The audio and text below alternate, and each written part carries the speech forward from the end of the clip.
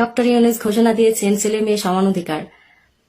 Husband যদি তার ওয়াইফকে ছেড়ে চলে আসে তাহলে তার দেনমোহর তাকে দিয়ে আসতে হবে, আর তার ওয়াইফ যদি তার হাজবেন্ডকে ছেড়ে চলে যায় তাহলে তার দেনমোহর তাকে দিয়ে আসতে হবে।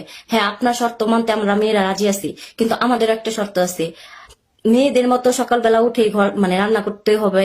মেয়েরা যদি রান্না করে একদিন, ছেলেদেরও একদিন রান্না করতে হবে।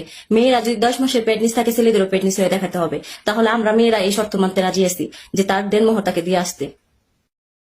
হ্যাঁ আপু, তোমার কথা মানছি। তোমার চেহারাটা অনেক দেখতে সুন্দর। ইনশাল্লাহ তুমি কোনো এক সংসারে করে খাইতে পারবা, যেহেতু চেহারা ভালো। তবে তোমার এই ব্যবসাটা ঠিক না, কারণ তুমি একটা ছেলেকে পাঠায়া পাঠায়া বিয়ে করবা, বিয়ে করার পরে তারে ছাইড়া দিবা, ছাইড়া দিয়া তার থেকে দিনমহরের টাকা আদায় করবা। তোমাদের মতন বেশ্যাদের এই কাজটা হয়, কিন্তু অন্য কোনো ভালো ঘরের সন্তানের এই কাজটা হয় না।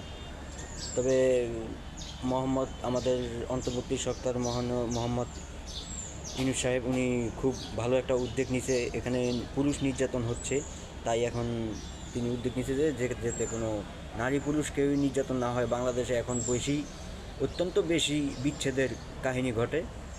তবে আশা করি এরপরে আর বিচ্ছেদ ঘটবে না।